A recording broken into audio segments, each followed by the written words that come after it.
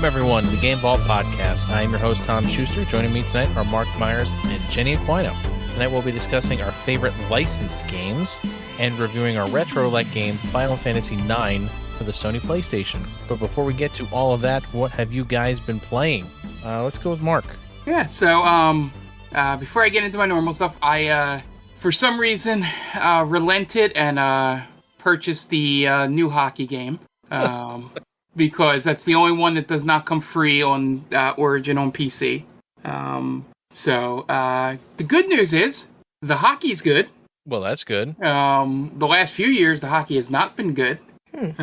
So it's I don't know how exactly to explain it, but they slowed the game down a bit.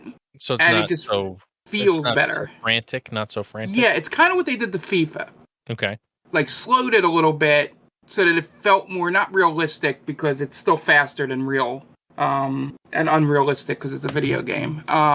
But it didn't feel as herky-jerky, and, you know, you can do a lot of the things that you see happen when you watch the game on TV. Okay. Like passes, like, from the back of the net to the sideboards, and then out to the point, you know, like, without it always getting deflected. And they also toned down when you stick check, accidentally tripping people. So that makes it a lot easier. Not easier, but it makes it a lot more fun to defend. So goalies still need a little work. There are certain situations where they will just let a puck sit in front of them instead of covering it up. So seems like a problem. Yeah. So kind of needs some work there on that. But yeah. So far, I like some of the new on-ice graphics where it shows you stats and stuff. You know, there's not as many replays. The goal replays are fine. I got it for PS5, for those of you wondering. And the best thing that I got of it is that the sound effects, like the skating and this, you know, shooting the puck and hitting the boards and stuff, all come out of the controller microphone. I mean, that's something that the PS5 is trying to make happen. Yeah.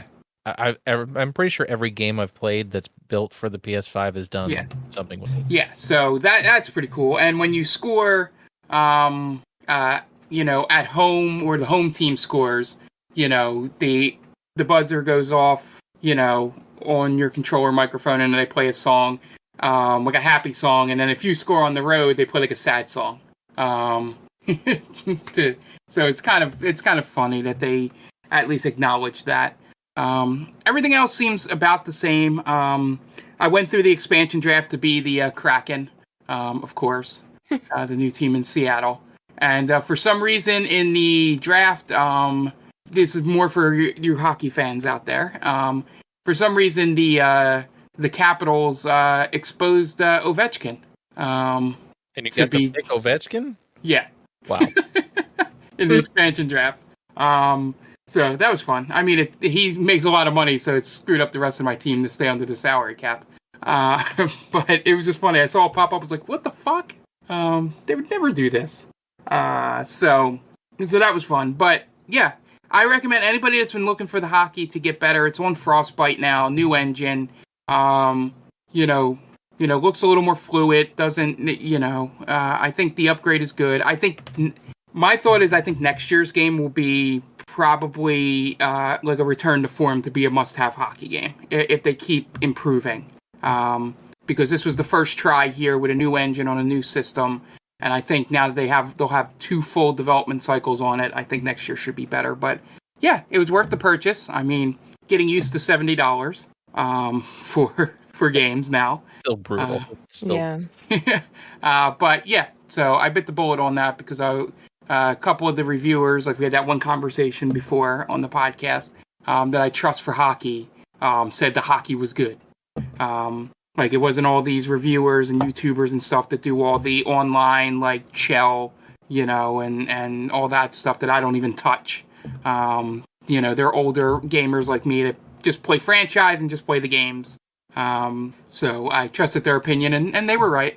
The fun thing, for those of you like out there like fun things in these type of games and don't much go for the simulation, there's a mode where you play as the mascots. in a 3-on-3 game. Kind of like the mascot games in old NCAA. Not necessarily. There's human goalies. Oh, okay. So it's kind of weird. But yeah, so it's a fun thing. You probably play with your kids with that, or younger siblings, and not have to worry about the simulation part of it. So that was the big new thing that I had.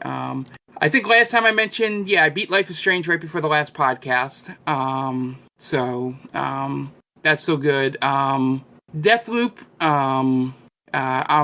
I've beaten 2. I've gotten to there's the 4 levels. Morning, noon, afternoon, evening. I've set up the first 2 for the final run. So the third setup should be pretty easy. It's the 4th one that's going to be tough, the final one. So I should finish those up, probably sometime over the weekend. So I'll have an opinion on that game. I hope that after you kill the 7 visionaries, that you don't have to do it again if you fail killing Juliana. And it's just like, nope, you got to do it all over again.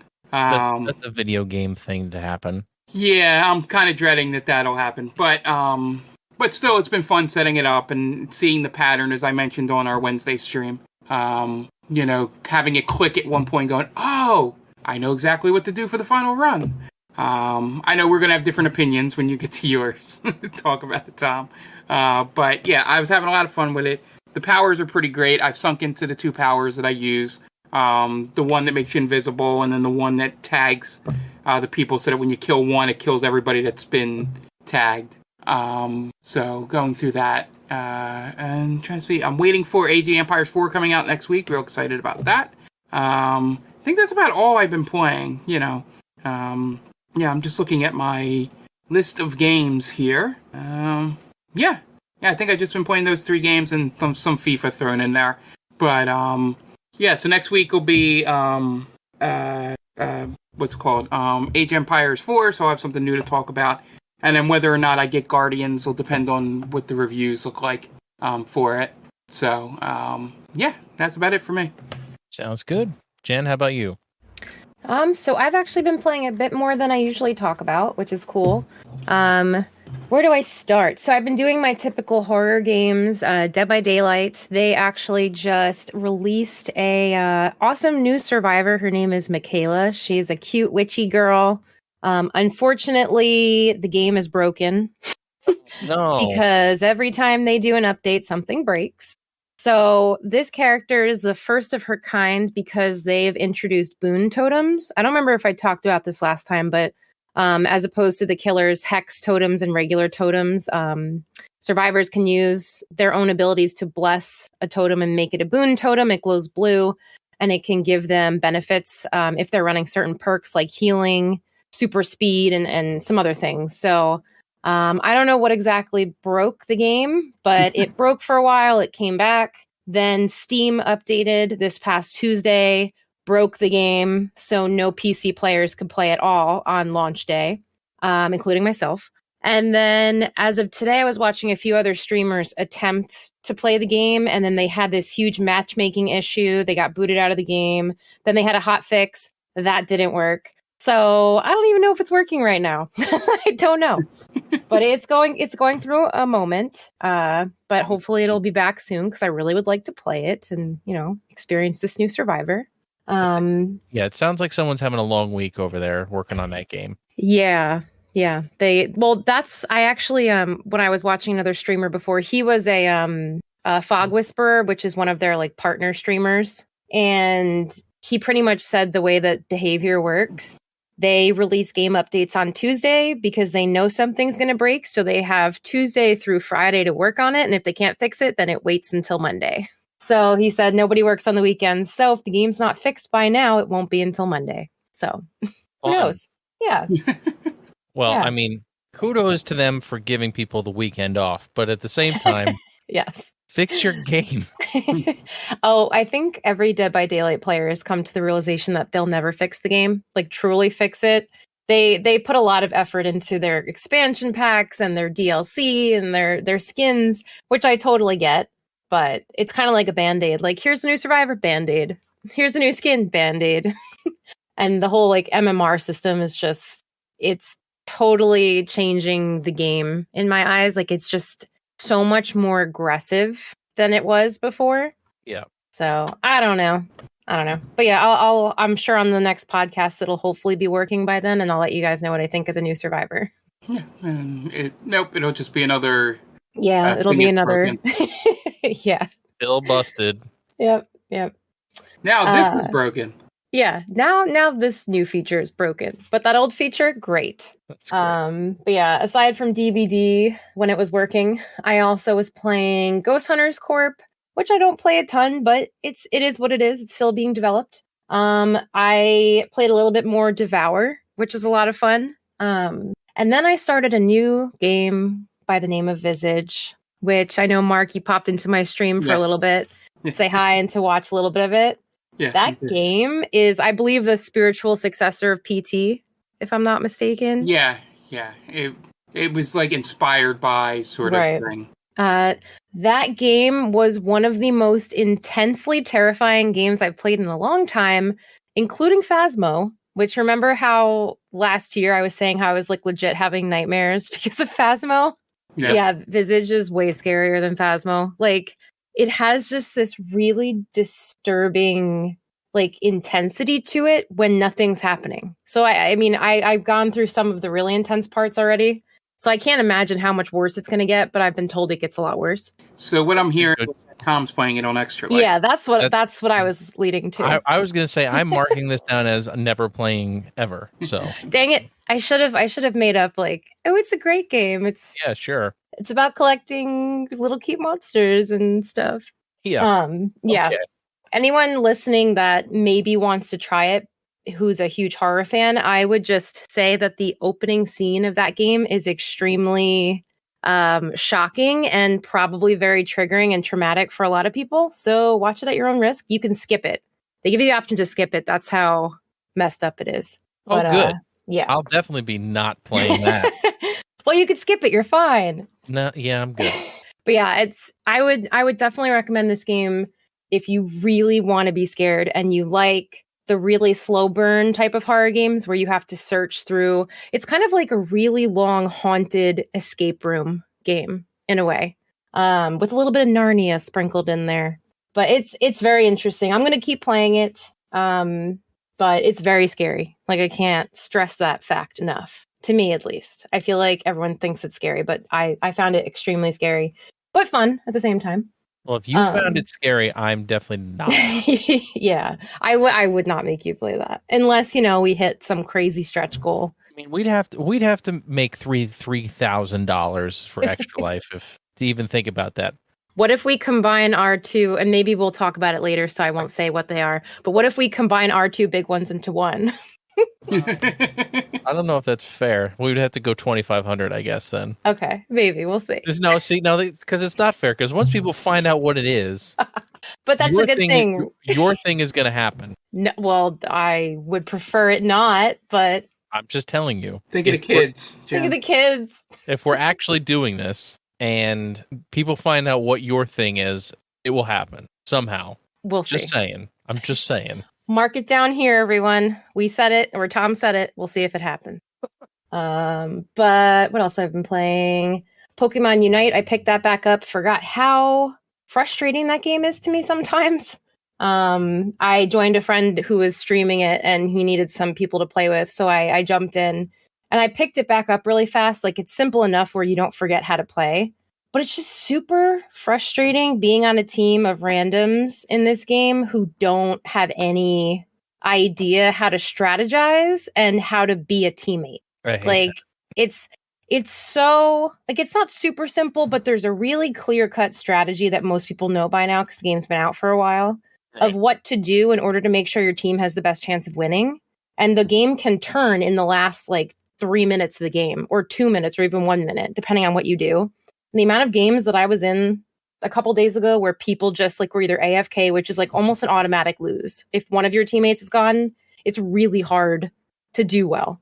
Either they were AFK or they just weren't, they were going off on their own. You dunk points into your enemies goals, and they would go and like dunk 1 point at a time instead of like going around and collecting points. It was just bizarre. So it's a lot of fun, but it also can be very frustrating. Sounds like have you started playing that yet? I know I'd mentioned it to you. I think you might like it, but I haven't. I want to. I just have so many other things that I've paid I know. for. That I need to That's play.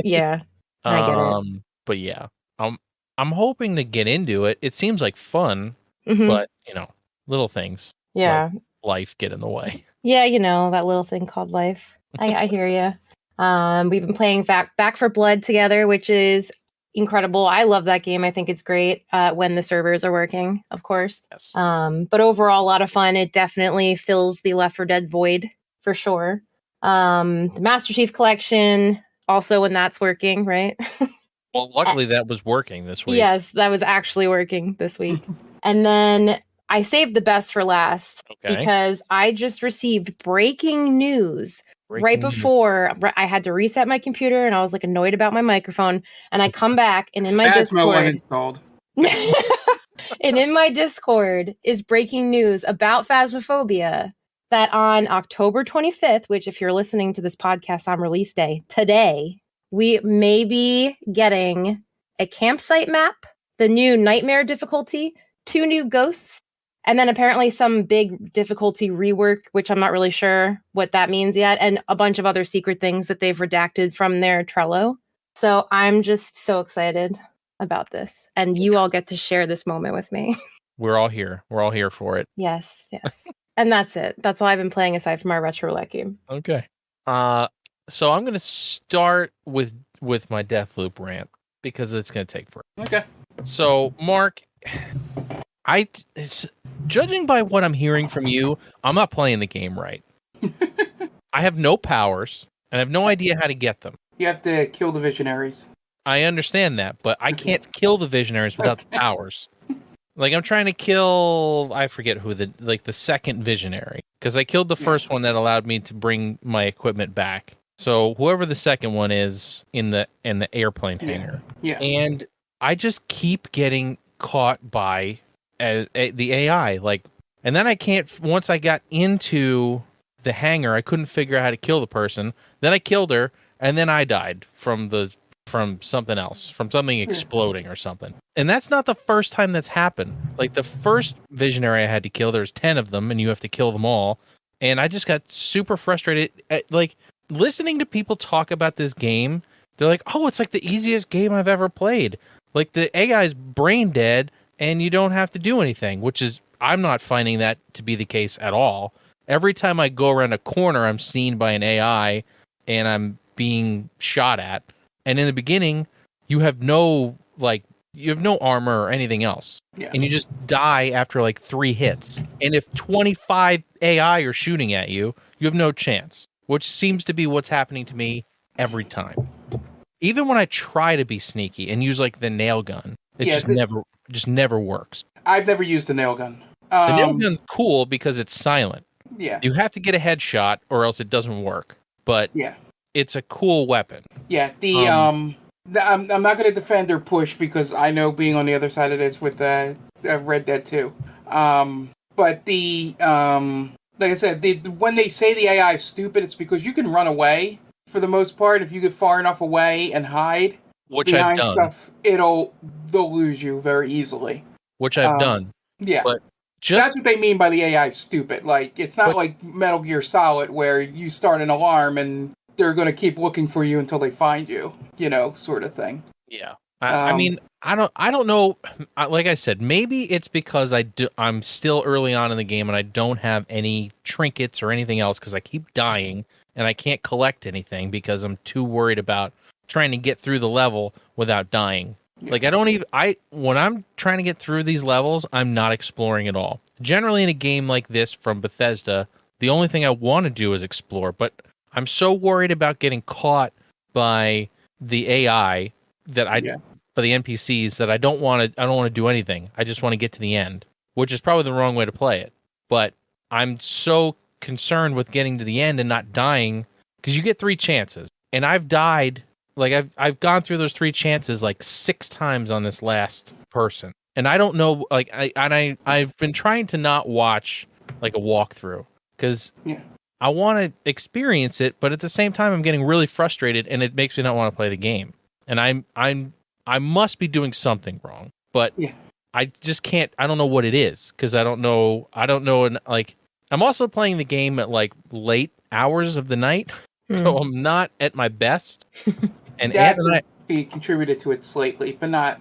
Ant and I have talked about this. Like, there's certain games that you can't play after about 8 p.m. Like MLB The Show, you can't play it even after like 6. You can't play it because if you're not 100% ready to go mentally, you'll never do well in the game. And I'm wondering if that's the case for this game. If it's like it's too late at night, I'm not paying attention, something like that.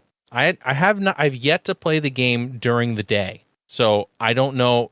I haven't had that chance yet, so I'm hoping this weekend I'll get some daylight hour death loop in, so I can not suck.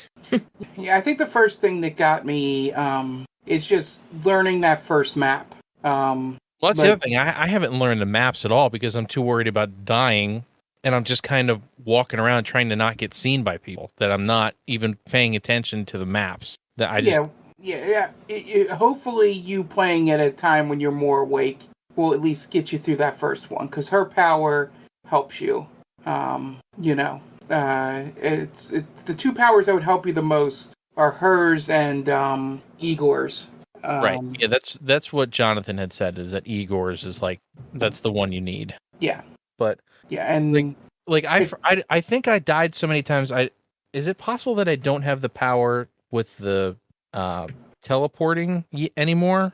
Yeah, if you didn't use the residuum on it, you don't have it in. All right. So again, I've lost all of my stuff because I didn't have residuum yet to make sure I didn't die. The fun part is listening to you talk about it and realizing that I'm at the point in the game where I'm like, I don't even need to save anything. It like like I've gotten to the point where I have my set loadout and all my enhancements on them going forward, and just remembering that, oh yeah, if you don't have the residuum, Can I tell you what's pissing me off more, that you're telling me this? That I don't know. Well, then again, I've played it probably 20 more hours than you. I mean, I played it for a good 6 hours. I should be good. I should be decent at the game by now. Yeah, I meant that I'm so far out, like 20 hours ahead of you. Don't make that piss you off. I'm also probably playing it wrong. I'm playing it like an FPS, which is probably not right. Like, once I get seen, I just start shooting, which is probably the wrong thing to do. I should probably be running away and picking people off instead of just... Yeah, exactly. So I was going to say. So my one advice is take care of the guys right in front of you. Start treating it like a multiplayer, like Call of Duty. Shoot a couple, go high, running. That's my problem, cover. Mark. When I play Call of Duty and Halo, I just keep running straight ahead. I don't go backwards. Yeah, well, hopefully you'll get, because you can get through some of those levels just doing the brute force. If you want, the one word advice I'll get you that maybe it'll help is if I believe if you just skip ahead to night and go get Igor, I believe there's no NPCs on that map. So really, I may have to do that. Yeah, I don't mind spoiling that for you because that power will help you a lot. And by killing him, you'll get the residuum to be able to save it, to have it. So all right, well, maybe I'll try that because try to get his power first. I got Harriet's and then Igor's power. Yeah, Harriet's the one I've been trying to do, and I haven't been able to figure out how to get in to kill her, let alone, because she always sets off the gas and it kills me, and I have no way of getting in, so I haven't. It's I think you go through the one warehouse upstairs to the other. If I remember correctly. But having Igor's power will make that easier. Not a whole lot easier, but it'll make it easier than it is now. Well, I'll hopefully report back in 2 weeks and have better news. Yeah, you don't have to love it. Don't. I'm just saying. I paid the thing. It's the fact that I paid full price for this game the day it came out. Yeah, I get that to finish it. Like I don't do that very often, and I just heard how good this game was, and I've done nothing but hate it for a month. So I just want to get to the point where I like it. Because right now, I wouldn't even consider it for Game of the Year. It's so not entertaining to me that I would not even consider it. And people are giving it 10s. So I wouldn't give it a 10. I must be missing something. That's Yeah, all. That's all I got to say. I must. Yeah. Like the first part was fun. Like getting up to the point where you kill your first Visionary. Like up to that point, I was having a great time, and then I got to that mission, and it took me 7 times to do it. When I had heard people say they never died throughout the whole game, I couldn't believe that. They died once. Like it doesn't make any sense to me. Like that wasn't me. So that's my Deathloop rant. I'll keep you guys up to date. Yep. Let me know. Please, somebody reach out to me on Twitter and tell me I'm not the only one having a hard time with this game. Yeah, I don't want to be the only one. Yeah, what I'll say is get Igor's power, and then if you still don't like it at that point, I don't know if it'll ever click. Just to let you know. We'll see. All right. Anyway, so I got so pissed off with that game that I was like, let me go on Game Pass and see what's available. So I downloaded Need for Speed Hot Pursuit Remastered, and I was messing around with that just because I needed something mindless that I didn't need to be 100% there to play, and that seemed to do the trick. I know nobody on this podcast cares about Need for Speed, but that was one of the ones that I hadn't played was Hot Pursuit, the latest Hot Pursuit, because I'd fallen off of them for a little while. But it's cool because you get to play as the cops too. So it's basically, and it's the same people who made Burnout. So a lot of the same, it feels like a Burnout game almost. It's great. It's a Criterion, which means Mark, you might actually like that one. It's on EA Play, so it'd be free for you. Oh, I definitely have it. Yeah, I think I might even downloaded it. I'd recommend giving it a shot. Yeah. And lastly, I've been playing Forza Horizon 4 in preparation for Forza Horizon 5 coming out in 3 weeks, because I'm so ready for a new Forza game. Jan, are you going to be playing Forza with me? I think I will, because I was just thinking about that last week or the week before. I know I was really interested in it, so I wouldn't mind playing it. The fact that it's multiplayer is really cool too. Yeah, I love that you can just drive around and do whatever, and you can also do races. The best part about Forza is the Horizon series, at least, is that you could drive around for hours and and not do anything game related. I always appreciate being able to do that in games. Yeah, it's like Red Dead with cars. Right, great. It's great, and the fact that we'll be in a cool location makes it even better. And maybe we'll stream an episode where Mark tries to jump off the Aztec ruins. If they allow you to do that. If they allow you to do it, yeah. So, are you saying that we may form our own family? I'm ready for it. I wasn't going to say it again. Yeah, we might. We might do that. That's great. All right.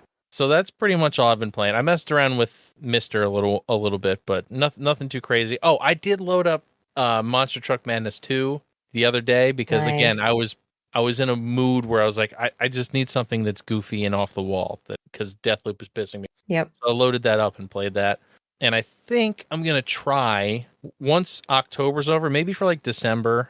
I'm gonna try to do some retro piece because I have all the stuff to do it. I just haven't got it set up yet, so we'll see. I would like to do that. All right. That about covers it for games we've been playing. We didn't really report any news last episode because we were all still getting back into the swing of things from New York Comic Con and Too Many Games. So this week, Jen's got some news for us. What do you got for us, Jen? Yeah. So the first thing I'm going to talk about, actually the first few things I'm going to talk about are Nintendo related. So for all of our Animal Crossing New Horizon players that are listening, Nintendo has announced this past week that on November 5th, they are launching the big 2.0 update for New Horizons. And they've also announced the Happy Home Paradise DLC. So the full 2.0 update will be totally free and full of a bunch of quality of life changes and new features. I'm not going to list all of them because there was a lot, but some of the more notable ones were that they're bringing back the Roost Coffee Shop, which will be in the museum.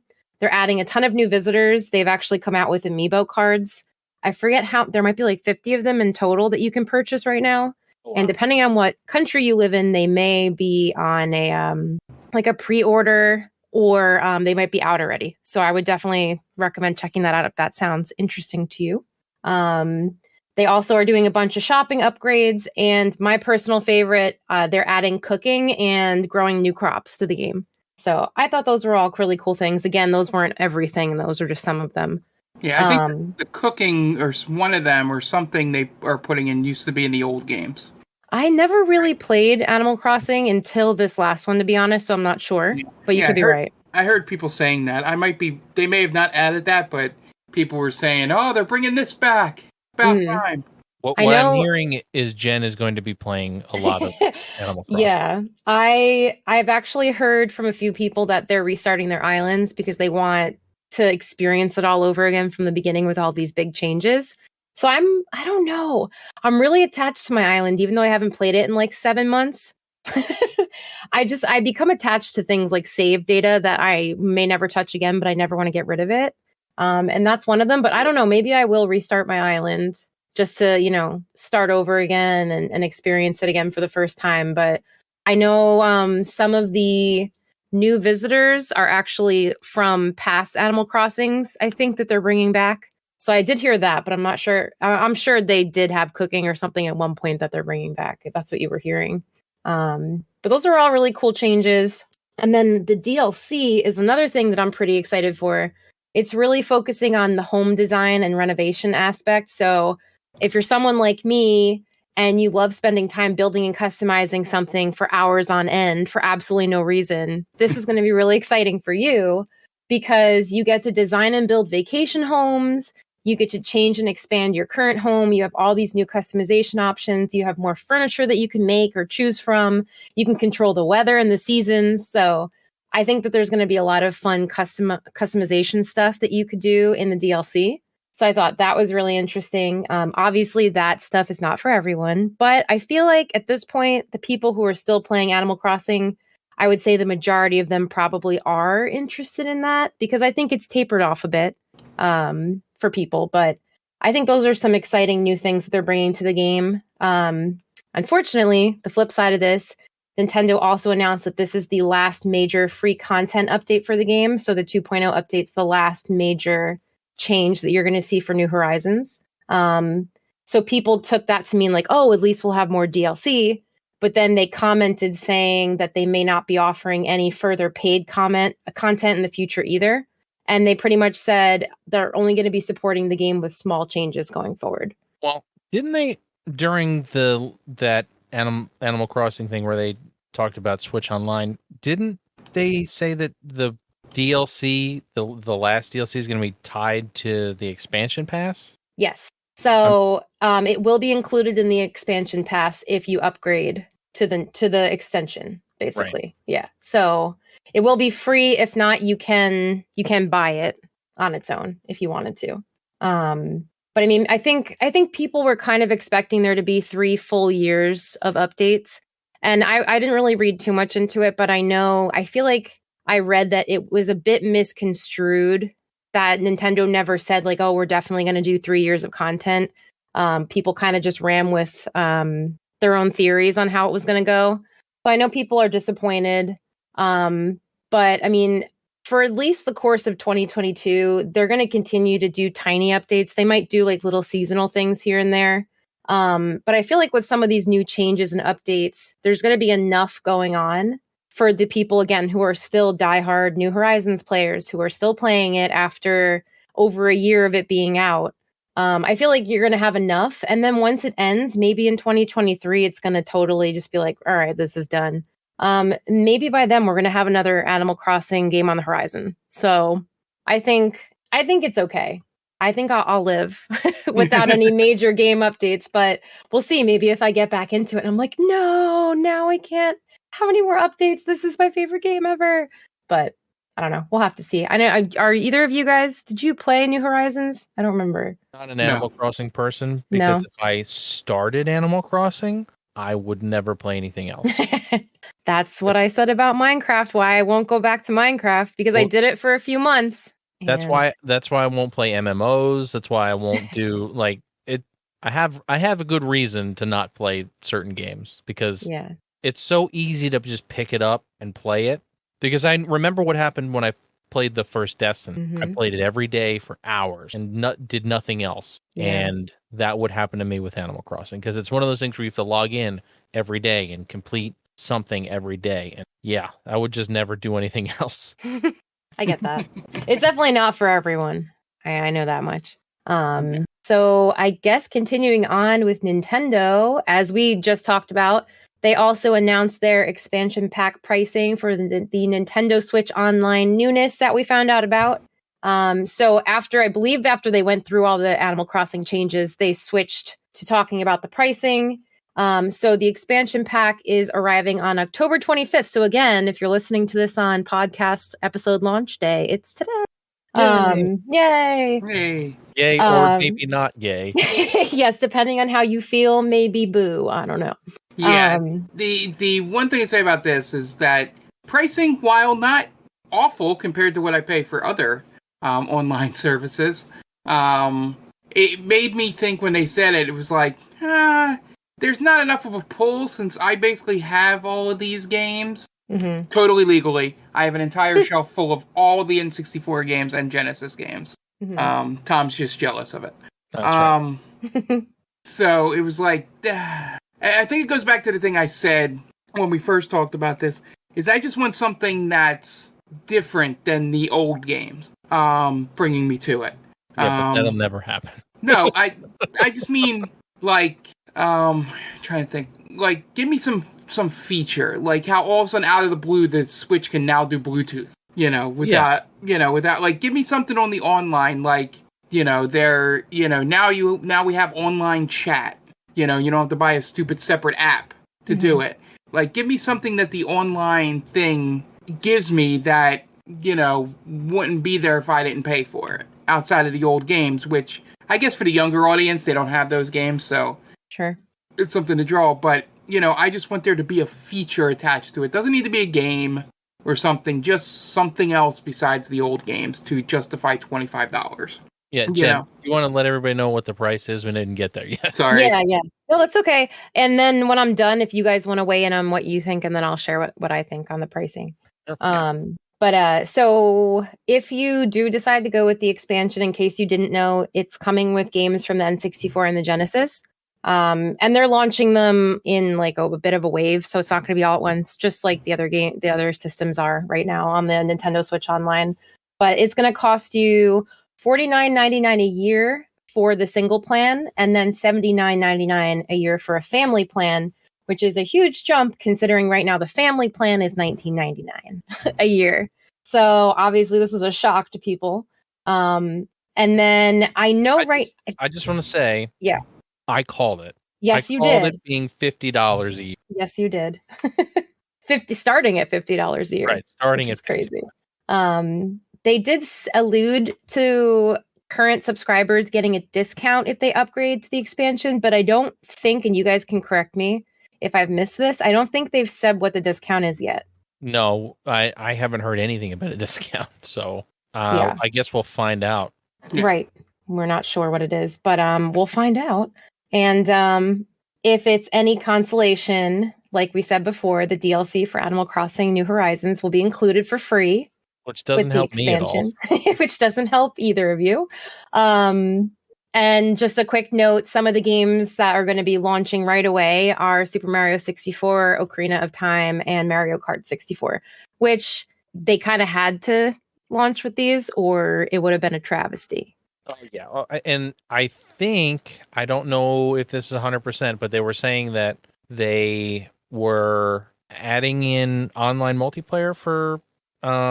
Yes, N64. I mean, Mario Kart 64, yes. Yeah. So that's going to be really cool. That's cool. That adds a little value. Yeah. Does it add $30 of value? I don't know. No, probably not. But yeah, I don't know. They're saying it's so expensive because of like the rights purchasing, like I guess for Banjo-Kazooie or whatever. They're trying to blame somebody else for the price increase. It just, I don't know. I would have even been all right if it was $20. $30 more just seems excessive. Yeah. Go ahead. The way that I was thinking about it right now, if you get the family plan, it's pretty much you're paying $10 for the Nintendo and $10 for the SNES games. So even if they raise the prices to like $39.99 for the single and $69.99 for the family plan, like I know it's a little bit less, but it still makes a little bit more sense than the way it is now. In my opinion, obviously, I think it would be great if it was even cheaper than that, but it sucks that they're kind of passing the buck to, oh, it's the licensing. It's not us. Oh, it's licensing fees. That's why it's so expensive. Then don't bring us those games. Like, I know it sounds dumb, but don't make it that, like, I feel like it's prohibitively expensive for some people. Maybe it's just me. I could be totally wrong there, but I feel like it will keep people from buying it. Like, I've even had second thoughts about getting it because it's so freaking expensive. Because I already have Game Pass Ultimate, and I pay for PS Plus. So yeah, me too. It's another $50. That's like a big, if you add up all of the online and console, things that you're paying for, that's a big chunk of change that you're paying a year. Exactly. That's why I'm like, all right, I don't know how I feel about it. But it's I mean, I'm more interested, honestly, in the controllers. I want to see what this N64 controller is like.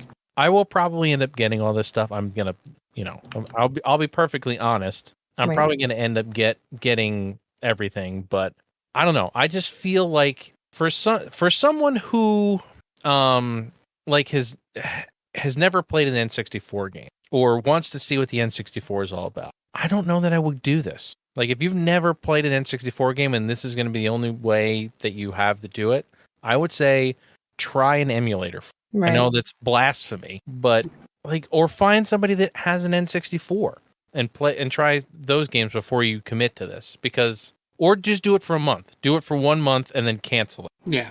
Because I don't know. I just feel like it's a lot. I feel like it's a lot of money. It is. It's a lot for sure.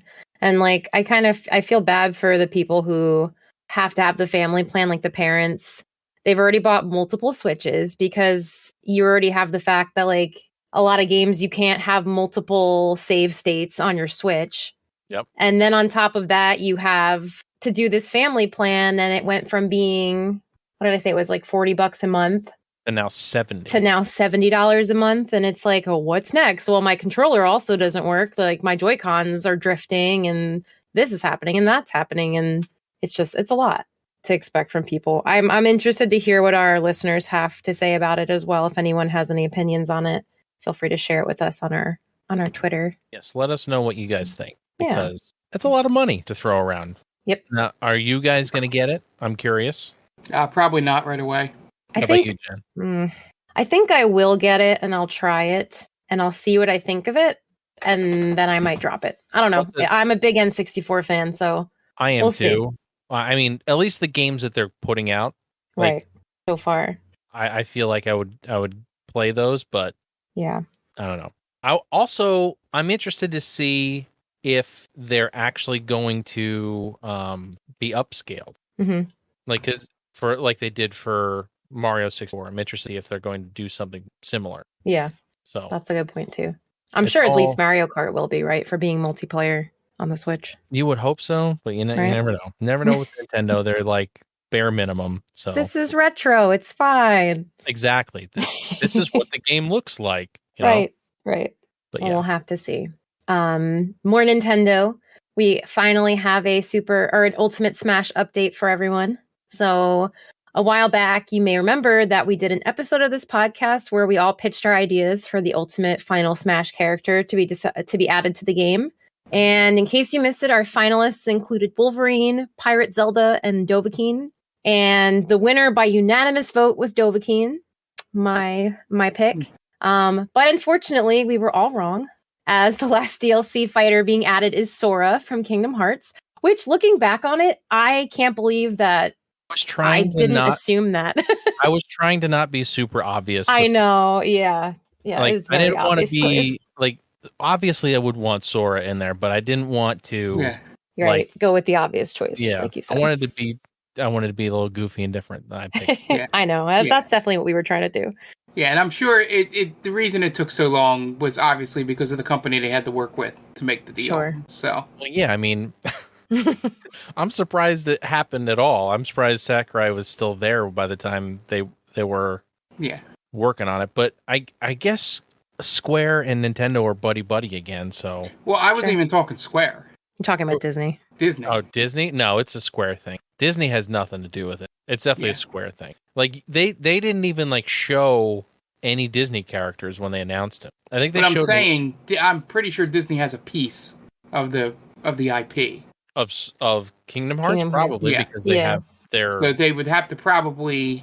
I don't know if they'd have to worry about Sora though, because he's not a Disney character. Like I've never seen Sora in a Disney park, so I don't know. I could be wrong. That's a good point. I wonder if he is maybe in like Disney Japan.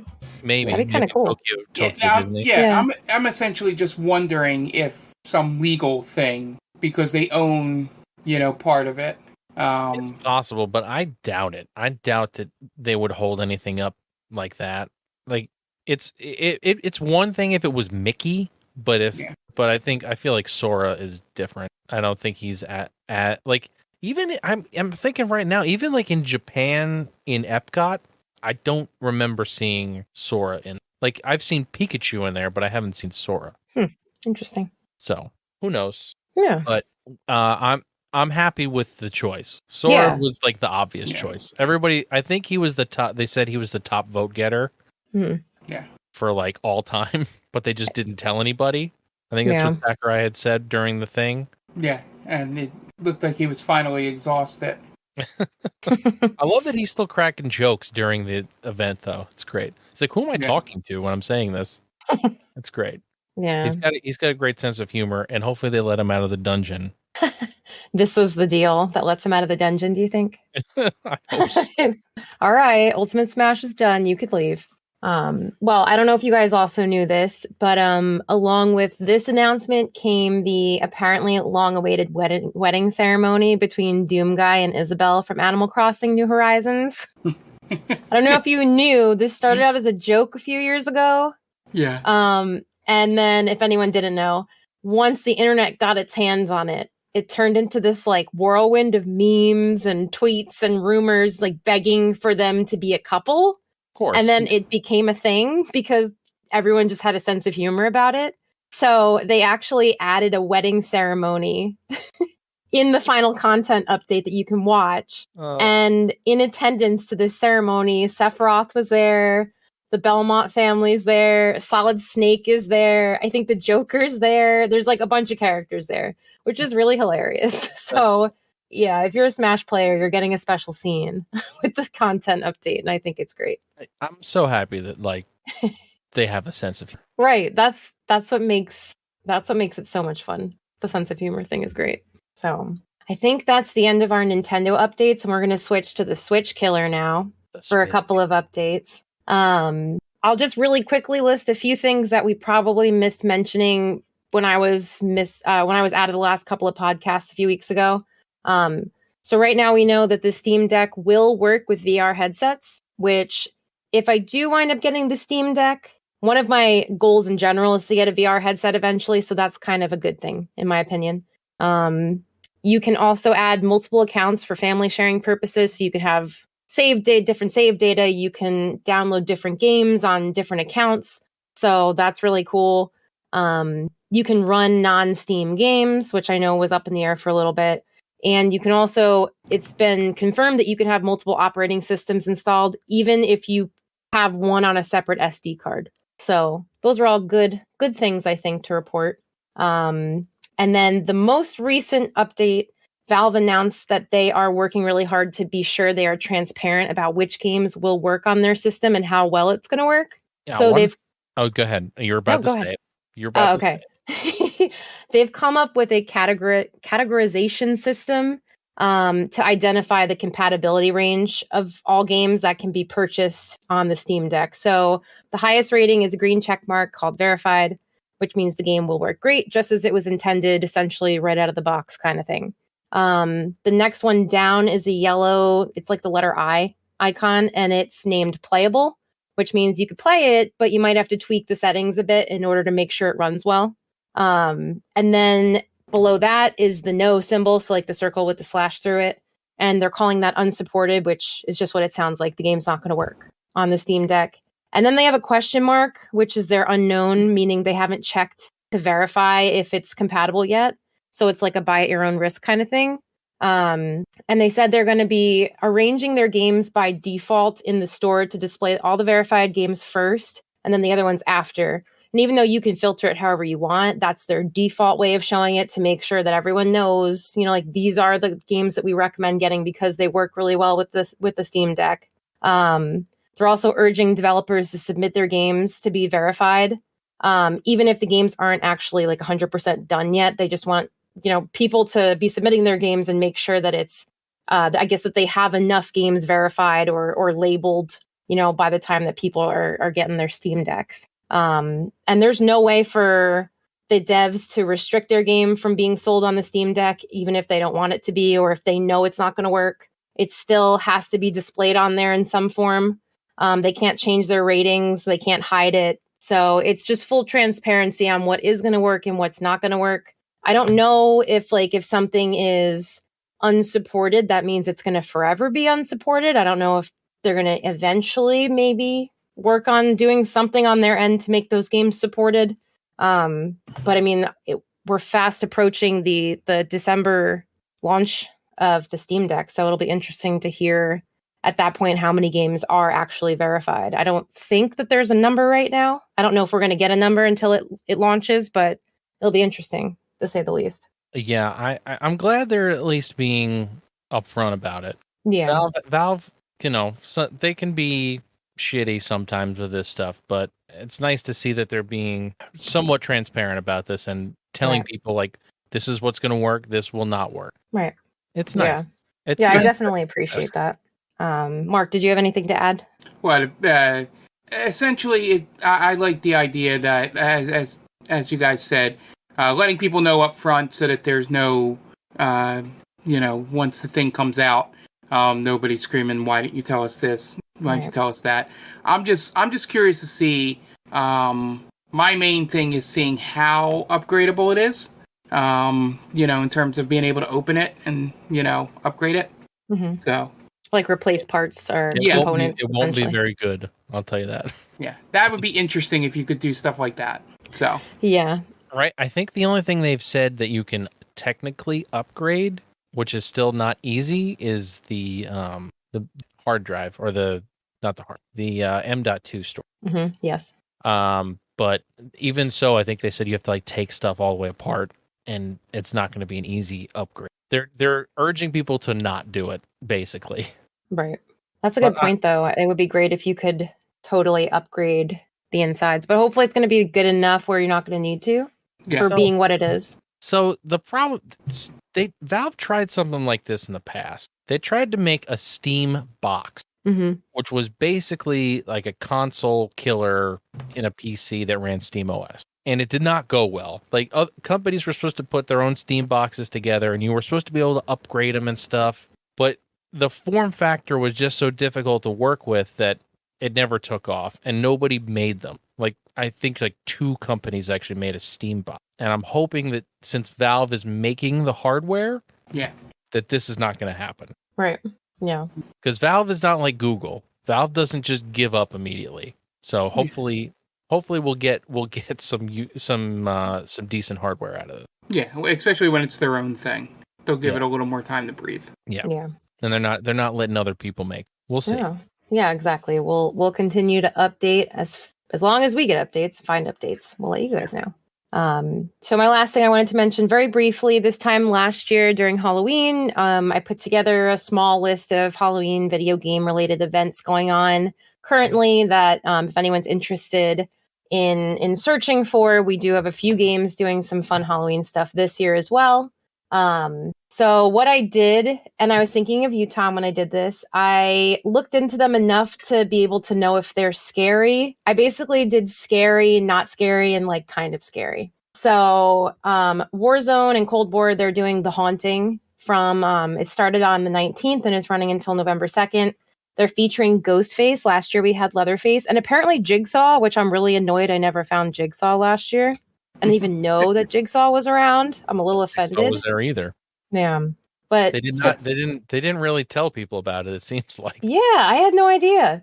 So far, Ghostface is confirmed, so people are assuming there might be a second crossover character, but they haven't come across any yet. So this one I would say is like a medium, like a sort of scary because, you have your weapons and stuff, but there may be some jump scares here and there. You remember, Tom?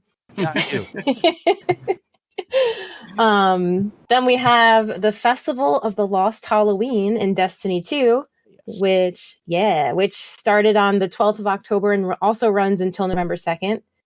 This apparently is super scary. Really? Maybe I shouldn't have told you that, but I was reading reviews from people saying that like the helmets or the masks that these, I don't know if they're NPCs, I don't know anything about it really, but I've heard that it's really creepy. There's a lot of jump scares. Some things are really disturbing in it. Really? The way that some of, I guess NPCs are like skins are, I don't know, but apparently it's super scary. It's not recommended for people who don't like scary. So. I've played Festival of the Lost in the past, and it's never been like creepy. Like it's been fun, but it's not like, I don't know, maybe they changed it up this year because if anyone plays, let us know if you thought it was really scary or not. That like kind of made me curious enough to try to play it, but I probably won't because I don't have time. But I'm interested to see if anyone does play it, if they actually think it's scary. Then Valheim is doing Jacko Turnip. I'm not sure if they have a confirmed end date, and that's definitely not scary. It's just has something to do with what it sounds like, jack-o'-lantern turnips, I guess. New Horizons, Animal Crossing New Horizons had a fall update, so they're doing some Halloween type stuff until Halloween Day, and that's not scary. Pokemon Go is having a Halloween event that ends on Halloween as well. That's obviously not scary either. Fortnite is doing Fortnitemares all during October, so I'm imagining that ends after Halloween is over. I would say that that's not scary either because a lot of their stuff is really just skin based, and their stuff is as dumb as it sounds. It's geared towards kids, even though it's a shooting game. Yes, it is very popular for young gamers. And then we have Dead by Daylight came out with the Midnight Grove, which is their Halloween event, started on the 20th and goes until Halloween Day as well. And I'd say that's like medium scary just because the game itself is horror. But there's nothing really like Halloween related that's actually scary. It's just the game in general that's scary. You have to go around smashing pumpkins. And I think you win achievements from it. Something in game you get. I haven't been able to play it because it's been broken, so I don't really know. But it's only medium scary because it's Dead by Daylight in general, in my opinion. Okay. Medium scary. So that's it. That's all the news I have for this podcast. Am I the only one that watched the Uncharted trailer? Yes. I did not watch it. Yeah, I didn't either. I saw that it came out. I was like, okay, Uncharted trailer's coming out. Do you want to talk about it, Mark? It's essentially Tom Holland being Tom Holland and Mark Wahlberg being Mark Wahlberg and not really Nate and Sully. Say hello to your mother for me? Yeah. He's kind of like that. Interesting. And it looks like they're trying to mash up a bunch of the games into one movie. Yeah, and so far I've seen there's Elena didn't show up, but the other girl that's in it, I forget her name from the games. That's in 2 was in it, and they mentioned the brother, which only pops up in 4, really is a story, and it just looks like they're trying to hopefully it's just one movie. I hope so, but let me just say, good. That the fan film that Nathan Fillion did for Uncharted, why didn't they just do that? Just let Nathan Fillion do it. I know he's a little older than Nathan Drake is supposed to be, but they can fix. Yeah, I love Nathan Fillion. I like Tom Holland too, but sure, I like Nathan Fillion better, and I think he works better in a comedy setting, which Nathan Drake's supposed to be funny, but that's just me. All right. Yeah, they should have done old Drake with Nathan Fillion. Yeah, something. Old man Drake. Drake. But anyway, speaking of licensed stuff, there's a new licensed game coming out next week. Tomorrow. If you're listening to this, the day it comes out. Guardians of the Galaxies coming out, and it got us thinking, there's some pretty good licensed games out there, and we wonder what some of our favorites are. I know I have a few that are particularly fun to me, and so we're just going to go through a few of our favorites, and we'll see if any of them match up. I have some weird ones, so we'll see. Mark, since you thought of this, you want to go first? Yeah, so I will start off with one that I thought for the longest time was a game that everyone loved, but talking to people as I've gotten older and listening to other people on the internet and stuff, I feel that it's more of a mixed reaction than I thought. My first choice is the NES game Jaws. I love that game. It is dumb in what it does. In the best way possible. In the best way possible. You shoot cannonballs off the back of the ship for reasons I don't know. Sure. And then just the sound of shooting the... I'm not going to try and do it here because I'm a terrible Foley artist.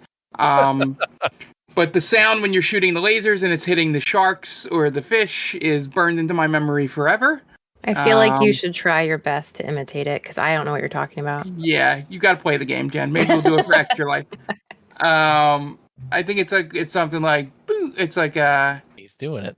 Yeah. Boo boo boo boo boo boo. Something like that. Every time you hit him. It's close to that, but it's not. What I'm hearing is we need a new sound redemption for our stream. Yeah, got it. It's pretty good. I don't think it ties into the game at the movie at all, from what I remember. You have locations where you can, I think, shop to upgrade the ship and upgrade your person. Which you're just a scuba diver to shooting harpoons at fish and collecting seashells. I played this game a whole bunch and didn't really bother to figure out how to play it or watch anybody else play it. But it was one of the games. You'll notice a theme with all my stuff is I could have picked a lot more newer school stuff, but I went with my favorite old school licensed game because some of them were crazy and really dumb. And this was one of my favorites. Just because, when you first get your Nintendo and people buy you games, they buy things you think you like, and then you have that one game for 6 months, and you got to keep playing it. So when I didn't play Blades of Steel back then, I would probably be playing Jaws. All right. I'm going to jump in here because I have a goofy old school one too. Not so old school. And that's Mighty Morphin Power Rangers for the SNES. It's a side-scrolling beat-em-up, and I feel like it's one of the better beat-em-ups on the Super Nintendo. And if you haven't played it, I highly recommend playing it because you can also... So it's a beat-em-up, and then all of a sudden you can play as the Megazord and fight against monsters. So it's half fighting game, half beat-em-up, and it's awesome. The music's really good too. So if you haven't, even just go watch a Let's Play of it because I'm sure there's gotta be. So yeah, go check that out. If you like the original Mighty Morphin Power Rangers, that one is for you. All right, Jen. So I'm gonna go. I kind of rank them in my mind from 3 to 1 being the best. So my third one, I feel like you might also have, Tom. So I apologize if you have it. But I picked Kingdom Hearts, the first Kingdom Hearts game. No, I didn't pick that one. Okay, cool. So that was the only one I thought that we were going to overlap on. A game like this, I think, could have very easily taken a very strange... Okay, well, it's strange, but negative, like a bad, strange path and like an overly childish route. But I was really surprised when I became totally immersed in this game when I first played it. And it made me instantly love the original characters. The graphics I thought at the time were amazing. The music was phenomenal. I had the soundtrack on a CD. I know it gets very complicated and the story, continues through the rest of the games and gets a little crazy. But this, in my opinion, was just like a masterpiece of a game. I was a huge Disney fan. I've always been a huge Disney fan. And I loved Final Fantasy and I loved role-playing games. And this was just like the perfect marriage of everything that I had loved at the time. And it was like, I was like obsessed with it. And I think it's amazing that they were able to add in Disney characters and it just really worked. with what they were going for. And it's amazing to see this huge fandom that has launched from this game. It's such a successful game, in my opinion. Like I'll go to Comic-Con and everyone's selling Keyblades. Like it's so cool to me. It's really interesting. And to still see people cosplaying as different Kingdom Hearts, like the Sora and the original characters. It's just really cool. No, so totally with you there. Yeah, I knew you would be. Kingdom Hearts, even though it, I don't know. Even though it gets complicated and goofy towards Kingdom Hearts 3, the first two games are still really, really good. Yeah. And I can't really say anything bad about them. It's one of my favorite franchises. So yeah, definitely. All right, Mark, what else you got? All right, so sticking with the old school, I've talked about this game many times on stream, and I believe we've actually played both games. It's Mickey's Castle of Illusion and World of Illusion. Oh, nice. Yeah, I played these games, as I've mentioned on stream, way too much. And I'm not very good at them, even back then. I should have noticed my propensity to not be good at platformers from a young age. But I did, I don't know what much else to say that I haven't already said on streams. And if you haven't listened to streams, essentially they're very simple games. Once you pick up, patterns and stuff, you should be able to get through the majority of it, without too much trouble. But sometimes the difficulty spikes at moments and stuff like that. Because obviously the game was made for babies. So they can't be too difficult, even in the punishing days of Genesis and the NES. I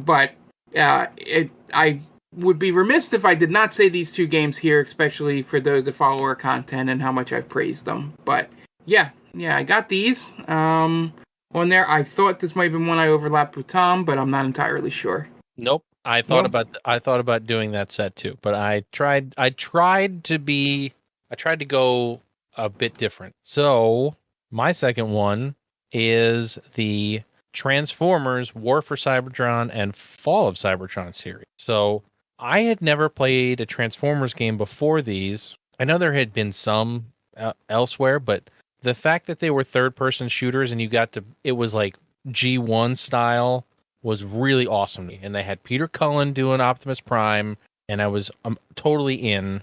And it was one of my, I'm not a huge third-person shooter fan. Like, I'm not a big Gears player. This was kind of based off of Gears, and it being Transformers pulled me through the game, and I enjoyed the hell out of it because it was a totally new story. It wasn't like they were retelling the cartoon story or the movies. Yeah. It was totally its own thing, and I'm pretty sure, I don't know if EA has pulled them down off of like Steam and stuff yet. So if you haven't played them, go check them out on Steam. They're like $5 at this point. So War for Cybertron is the first game. I like that one better. So if you're in the mood for a third person shooter and want to shoot robots, check out War for Cybertron. All right, Jen, what's the next one you got? So my number 2 game, maybe you guys are going to be surprised by this, is Batman Arkham Asylum. Okay. Excellent choice. Yeah. So I was thinking, like one of the first things I was thinking of when you think of licensed games or a lot of the superhero games, and some of them are just real bad. Avengers. And one of the best superhero games that I've both watched someone play and then played myself was this game. I'm not the biggest Batman or DC fan out there, honestly, but this game was really well done to me. It's really dark and it's super intense. You might not like it, but there's a lot of stealth in this, Tom. Well, the difference with this is it's not shooting. It's like a brawler, so I can get out of it. If it's like like the original Assassin's Creed or the original trilogy of Assassin's Creed, I can deal with it. When it's a shooter, that's when I'd run into problems. Gotcha. I really liked the whole stealth aspect of the game. The voice acting is also really good in this game, which made it even better. And I would just recommend this to anyone. Obviously, the people who like comics and are fans of superhero movies and all that. But even if you like games like Assassin's Creed, like Tom mentioned, or anything that requires stealth missions, I think that this is something that kind of a gamer would enjoy as well. And it has some puzzles sprinkled in there too, which is nice. I always appreciate a little puzzle here and there. So this is just a really great game. And I didn't play much of Arkham City and any of the other ones that came before or after it, but Arkham Asylum is definitely one of my favorite licensed games, one of my favorite superhero games as well. Yeah, it's a great series. I own them all on Epic. I think Epic had them all for free at some point, and I have them all. I have not played any of them, so it's on my to-do list. Cool. Along with the wall of retro games that are still sitting there. All right, Mark, what's your last one? Yep. So my last one here, sticking in the same area. I do have some honorable mentions that I would like to bring up at the end. Games that weren't that great, but I love to death. But I want to make sure, because I've never mentioned this on air, I love the SNES version of Aladdin. That version of the game was the one I had. I played the Genesis version, and I think having, the only difference between the two for me is that the music and sound design on the Genesis, I like that grimy chip, sound that the Genesis has over the cleaner Super Nintendo. But I just felt the game felt better on the SNES controller than on the Genesis controller. So that was the one that I had and owned. Of the group, the two famous games, from that time period of that and Lion King, I tended to lean towards the Aladdin game. I liked it a lot. I still play from time to time, totally legally on my Super Nintendo, that I have hooked up all the time. But yeah, I love the idea of it had that Super Mario 2 thing with the mini games in between if you collected enough of a certain thing. That was fun. And I've never beaten it, obviously, because I'm terrible at platformers. But it was always fun. It was always a game that, family members, if they were around for holidays and I was up in the room playing video games, because I'm an antisocial introvert. As am I. I very much am the same. This would be one of the games that would always get all the cousins or even older relatives would try and play it. Just because everybody loves Aladdin and those games. But yeah, so that was one I would make sure I mentioned, because I don't know if I've ever mentioned that I preferred that version of the game on any of our content. I don't think you have. Yeah. I think it's because probably that the Sega one is considered the better one technically. Yeah. By most people, but you're it's his favorite, not best. Right. Right. No one's true. No one's taking that away from you. Yeah. Yeah. It's like I say when we do our games of the year at the end. I never do it as a best, because I am not qualified enough to be a critic to say what's better. I didn't play all the games. I didn't know how game design works and stuff like that. We didn't review every single game. So yeah. So totally get it. So I always do favorite, which I probably going back, if I played it totally legally as well. The Genesis is probably the better version, but I gravitated towards the Super Nintendo just because it was the controls I knew and the controls I learned growing up with it. But yeah. Either way, you can't go wrong with those games playing on either system. Lion King as well, if you're more of a Lion King fan. Yeah. Those are probably two of the best Disney licensed games. And I know they made a Toy Story game, but guys, you saw us play that on stream. Yeah.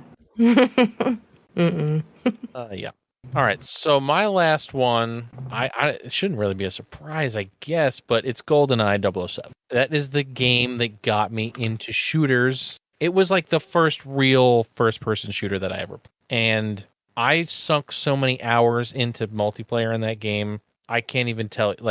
Before Halo came out, I must have played, hundreds of hours of GoldenEye, because that's what you played. That was the shooter you had That was the game when all your buddies came over. That's what you played. You played GoldenEye, and somebody got the shitty controller that hated life, that had that weird off-axis black controller that looked misshapen because it was something weird, because every guy that had an N64 had a weird controller. There's no doubt about it. But yeah, GoldenEye 007, the multiplayer and the single player. The single player is a lot of fun. I'm pretty sure I played that on stream. We've had that as Retro Roulette once, I believe. Right? Am I wrong? I think so, yeah. Yeah. Because I played it on stream, so it must have been a Retro Yeah, Roulette. yeah, it was a Retro Roulette. It was a few months ago, I think. Yeah. Yeah.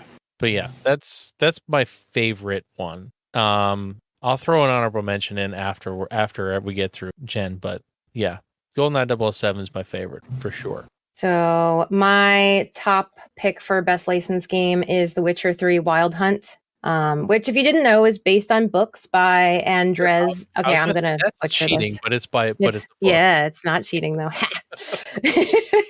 It's Polish author Andrzej Sapkowski. I'm Polish. I'm sorry. I apologize. It's all right. He hates the game. It's not your.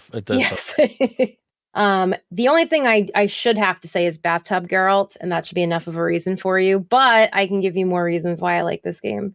Everything about it, honestly, is just so epic. It's got the open world gameplay that's just like my favorite thing ever. Beautiful landscapes and graphics, incredible soundtrack. I absolutely love the music in the game. They have these in-depth cultures and races and lore, and you can find this stuff from every town that you visit. And it really would take a really long time, I think, to get through every little thing that they put into this game, which I really appreciate. And the character design is awesome. Like, all of the characters are either beautiful and amazing and hilarious, or they're terrifying if you're going after actual monsters. And I don't know, just everything about it is so cool to me. They also throw in some choices at the end of the game. I'm not going to give away any spoilers, even though it's very old at this point, or old. But the choices that you make towards the end of the game, I know a lot of people find it very frustrating and difficult, but it makes it a very interesting outcome, because you have one of three endings. You can either have a really, what they consider the best ending, a really horrible and depressing ending, or somewhere in between both. So I think that this game, I mean, I think that it launched the popularity of the series even more than it already was. And, now we have the Netflix series, which I think is really good as well. And I'm looking forward to the next Witcher as well. I absolutely love them. Awesome. I think we got some great games in there. Mark, I'm sure you have a couple of ones you want to throw in. Let me throw a couple honorable mentions. I'll throw at least one in as well. Shout out to the Back to the Future game for the NES. The best part about that game is that it has a Tapper ripoff in it between one of the levels. I don't know why, but it's in there. And all you do is basically skateboard around. I've only gotten past maybe the first 3 levels, but I played it way too much for how much I didn't proceed in it. So that game is kind of crazy, and probably not any good, which is why I didn't put it on my list of favorites, but I did play it way too much. And I've mentioned this game multiple times, but it is a game that I have no idea why I love it, and why I constantly go back and play it, despite the fact that I think it's kind of terrible, is the Bugs Bunny Happy 50th Birthday special game for the NES. It's just, I don't know if it's any good. I'm not sure what the reception was to it, but this is one of the games that my cousin had. The greatest part about growing up with her is that she loved video games as much as I did, and her mom, since I think I spoke about her before, was born, a little mentally handicapped and all that stuff. So she got to compile the games from 85 forward. So she had like 50 games, and she loved Bugs Bunny out of anything. So it was a game that we played together a lot as I was growing up. So maybe that's my connection to it. But it is a really weird mini game in between where you got to do like bingo with randomly generated numbers. I think I played it on stream before. Go check it out if you can find it on your Uncle Vim. But it's a crazy game. But I always want to mention that because I might be one of the only people that talk about that game. That and Amagon might be two games that I played way too much that I seem to only know. Yeah, I've never heard of Amagon. So God bless the NES, by the way. Oh yeah, for having all of the ridiculous games that people, so many games that people don't even know that they. My couple of honorable mentions are Turtles in Time on the SNES and the arcade version. Probably, arguably one of the best beat 'em ups of all time, and Spider-Man for the PS4. If you haven't played that game and you own a PS4, you need to play it. It's probably one of the best superhero games of. But yeah, Jen, I don't know if you have any honorable mentions you want to throw in. I have one that I thought of, and that's, I don't know if you guys have played Middle-earth: Shadow of Mordor. Oh yes, that's a good one too. Yeah. That game, I've always been a big Lord of the Rings fan. That game to me was it was great because they were right on with, J.R.R. Tolkien's vision, obviously, of Lord of the Rings. But they also did something really cool, and that was having you play as a Gondorian. I think he was a Gondorian ranger who bonds with a wraith of an elf lord, and you kind of pair up, like, you don't really want to work together, but you're kind of helping each other out. And I thought that was such a cool aspect that they put in the game. The enemy of my enemy is my friend. Exactly. It was very cool. So I really liked playing that game. Dan played it a lot too, so I really enjoyed watching him play it. I would definitely recommend if anyone's a fan of Lord of the Rings and you haven't played Shadow of Mordor, I would say it's a must play for sure.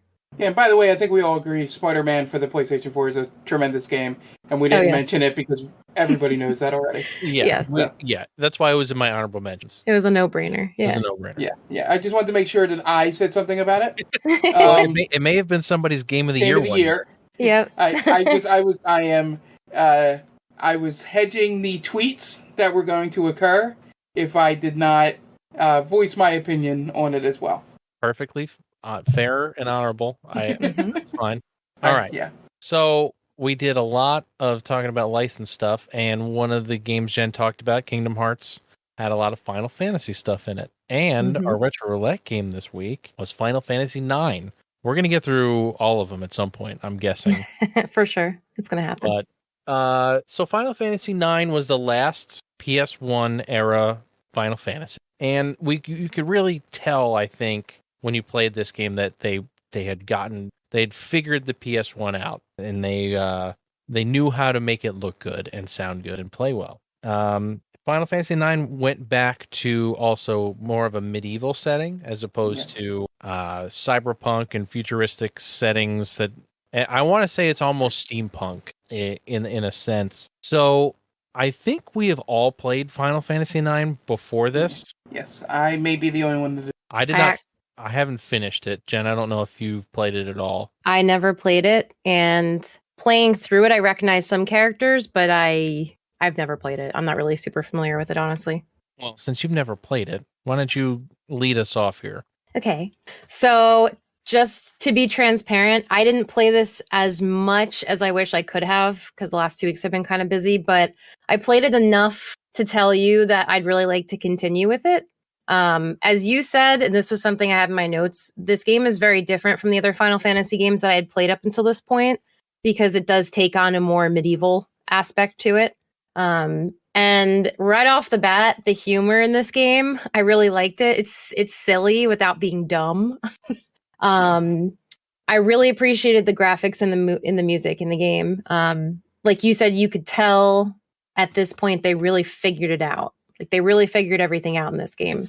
It was much easier. It's much easier to navigate through the game, looking back on the earlier Final Fantasy games I've played and getting lost in some areas of, like the top down view of the world is a little tricky. Yeah. So that hasn't happened to me yet in this game, at least. The battle system seems fine. I was really excited that a Durgan humanoid popped up right in the beginning. Then I was really upset when it was just some doofus in a mask. But overall, I thought the beginning, being able to explore the ship and finding out that you're on a kidnapping mission was pretty cool. I really like Moogles. They're adorable and I love them. And okay, the only thing that I thought was a little strange, and don't hate me for saying this, anyone out there, but I feel like there was a lot of animal humanoids in this game, like a little too much.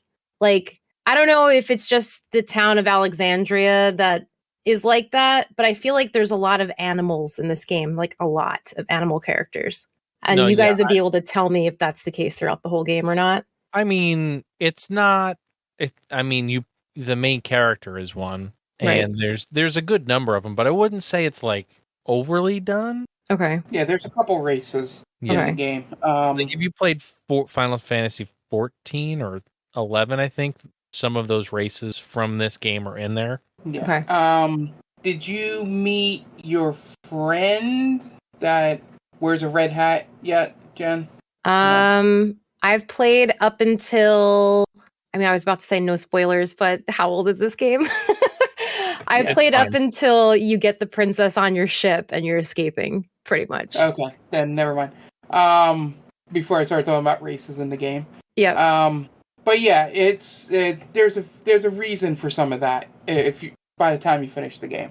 Okay. For a reason for some people to be the races they are. Got it. So yeah, I'm excited because I feel like this would be the PS1 Final Fantasy game I think you would get into the most, just because of the setting and just the story in general. It has one of my favorite sort of emotionally narrative moments that happen in any of these PS1 games. It's not like a character death, just a completion of someone's story is just so sad. And I want to hear your opinion when you get to that, if sometime in the next year or whatever long it takes. Sure. But yeah, it's the writing. I'm glad that you noticed that right off the bat. The writing's pretty good in the game. This game was, I could tell. And again, I wanted to say in the beginning, like, I didn't really get to play this a ton, but I can already tell it's a good game. It just feels, aside from the fact that everyone seems like they're part animal at this point, like, it just feels really unique, even for Final Fantasy. And, I've played a decent amount at this point of Final Fantasy games. And I just want to clarify, I'm not knocking the fact that there are animal races in the game. It just, from all of the opening scenes that I've gone through and played through, it feels like there's like only animals, but I was assuming it was maybe just the town that we were in. I don't know. But it's the world. It's the world. Okay. But yeah, Alexandria is like one of the big towns in the game to start. That's cool. Least. You know what I also appreciated? When you're on your mission at first to kidnap the princess and you run into her in disguise, the game didn't try to like pull one over on you, like, Zelda chic kind of thing. Yeah. It was just like, well, obviously this is her. Yep, that's her. Like, I'm like, you know what? I could appreciate that, because at this point I would have been like, really? Obviously I know who that is. So I appreciated that. But yeah, I'm into it. I'm really into it. I think I'm actually surprised that I haven't played this in the past, because it definitely does seem like a game that I really would have liked, but I didn't own a PlayStation growing up, so that's probably why. Yeah, and also a lot of people missed this game because it came out right around when the PS2 was coming out. Right, so. And then Final Fantasy X, and then... Well, just in general, nobody was really thinking about PS1 by the time this game came out. Yeah. I don't know if you want me to just go into my thoughts. Since you've finished the game, I'm going to let you go last. Okay. I just want to touch on a couple of things real quick, because I haven't played super long in I think the longest I've gotten into the game is like 5-6 hours. So I've gotten to the point where you get to the factory. I'll just say that. But playing this game now makes me sad that I didn't play it back when it came out. That's exactly how I felt too. I went through the same thing 10 years ago. Yeah, that's a great way to put it. Because I loved Final Fantasy VII so much that I didn't want to play another one, because I felt like it would ruin Final Fantasy VII. But the fact that this game is so different, I really wish I would have just played it. Because at the time, I guess, I also was kind of getting out of gaming, in and out of gaming. because of, being a high schooler and wanting to play Halo and not caring about, RPGs or whatever. But everything about this game is so good. The music is, the artwork is beautiful. It's a battle system that isn't too confusing. Like it's not Final Fantasy VIII with the stupid junction system. There was none of that. You had magic, you had defend, you had attack, and you had whatever SFX stood for. I forget what. Yeah, and it also wasn't all a dream at the first disc. Oh, snap! Yeah, there wasn't anything stupid going on. It was straightforward. It was a fun time until you get to the more interesting parts. But the beginning pulls you in so much that I really wish I would have just played it back then, because I would have enjoyed it. I know I would have enjoyed it because it's so different from Final Fantasy VII that I wouldn't even have put the two together.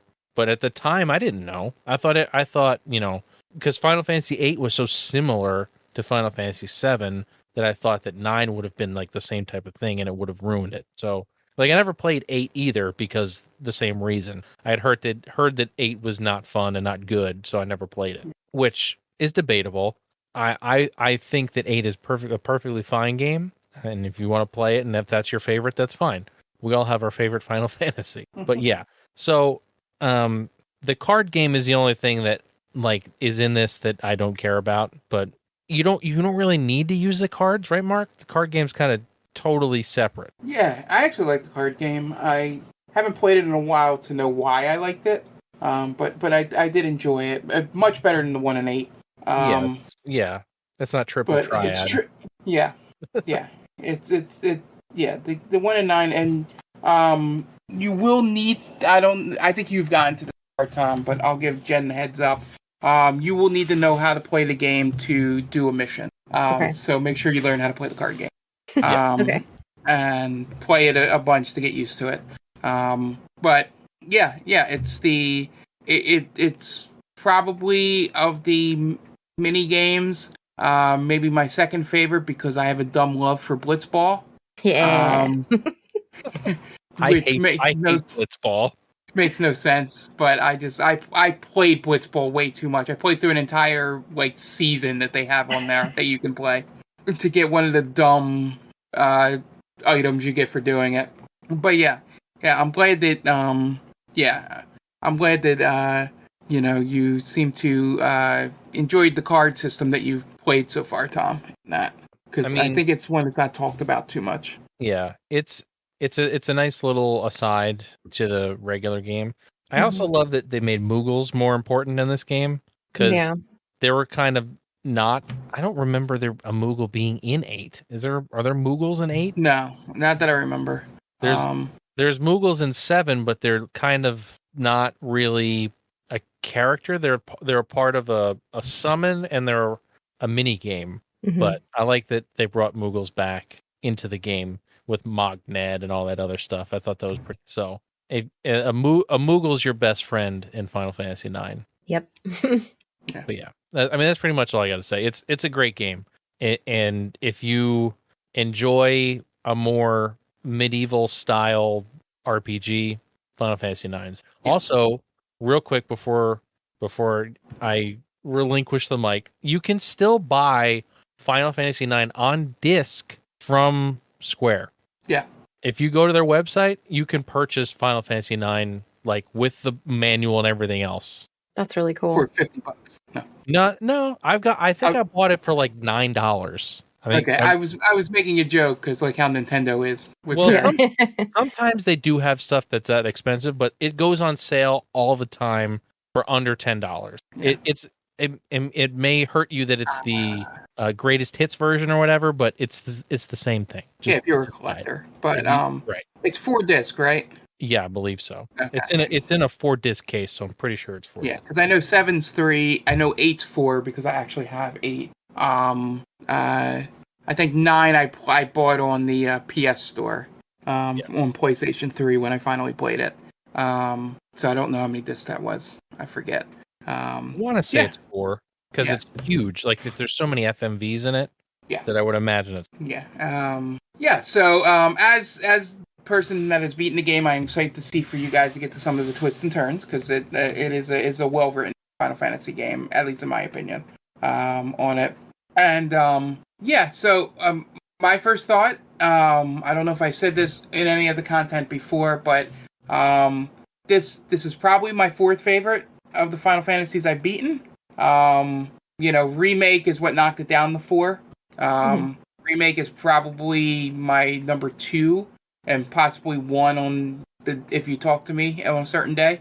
Because obviously I love 6. 6 is 1, and then it's Remake 10 and this. I know that Tom gets, a little confused by the fact that 7's like 5th in my top 5. Gameplay thing. But what I love about 9 is you'll get into some of this. I don't know if they've introduced it to you yet. The system with your weapons, where you can put certain skills onto your characters. Maybe it's not weapons, it's characters, and you can. This happens. They sort of do it in Remake. The thing where you have it on for a certain amount of experience points, and you get to keep it, and you don't need to have it. The thing equipped anymore to get it. The only downside and difference with Remake is that you only get a certain amount of points to so you got to pick and choose things to do. But you don't have to wear the weapon or however you get those points. I forget, but I love that system, and that's why I loved it in Remake as well. But I think while the characters, one of the characters is memorable in it. Because they have the person that looks like the Black Mage from the original Final Fantasy game. The NES original game is in there, and he's probably has the best storyline of anyone. I don't know if you've seen him yet, Jen. The Black Mage, yeah. Yeah. Okay. Yeah, she should have been able to name him. Yeah, Vivi. Right. Yeah, I just kept the names. Yeah, so did I for this. But yeah, it's a game that finally looked like they perfected what you could do, as Tom said, on the PS1, and went back to the roots of telling a fantasy story and not a modern. I guess there's still fantasy stories in terms of the things you can do in them, but maybe I guess high fantasy is the correct terminology. Yeah. For this, I love some of the in jokes that occur. You'll see some of those, Jen, that are really good. That they just have bits that run and get callbacks and stuff like that to them. Nice. So essentially, without spoilers, I would love to come back and talk to you guys about it once you've beaten it, and maybe I'll refresh my memory of it by maybe watching a playthrough or a speed run or something, just to remember some of the moments. But yeah, it's a great game. If you love the Final Fantasies, especially the older ones, it's one you have to play. I know there's some people that don't like it, but I think the majority of people that play all of the games dating back to the 16-bit era appreciate this more than maybe the more modern Final Fantasy fans. Your 10 and on fans. So yeah, that's all I gotta say. It's a great game. I would highly recommend it. I think if I was a little bit younger, I would continue my quest to beat all of them. But going back to 5, in the type of games they were on, Super Nintendo, or I guess it would be Famicom because it didn't come out here. 5 was Super Famicom, so yeah. Super Famicom, yeah. That's what I meant, Super Famicom. But it wouldn't have been on the SNES. Seems a little daunting, but I'm glad it came up. I'm glad people out there got to play it, even the first little bit. The only question I have for Jen, how did you do on the QuickTime event during the play?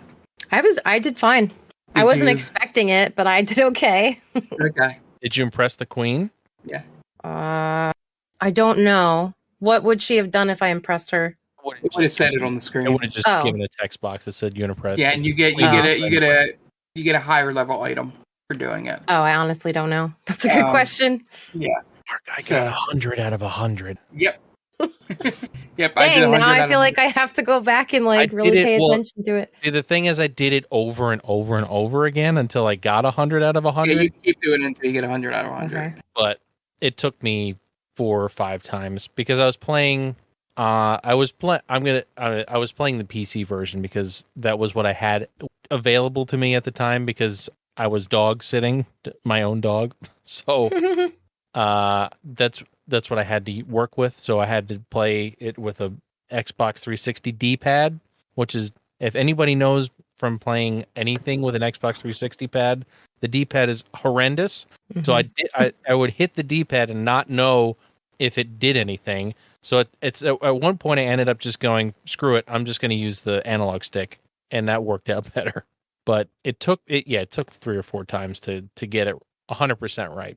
It's like a rhythm game, Yeah. so it's not terrible, but yeah. Yeah, I'm glad they have stuff like that. That was an interesting like mini game they threw in there. there's some fun things and there's some fun characters that I can't wait for Jen to meet later in the game. But yeah, this is one of the lost gems of the Square catalog.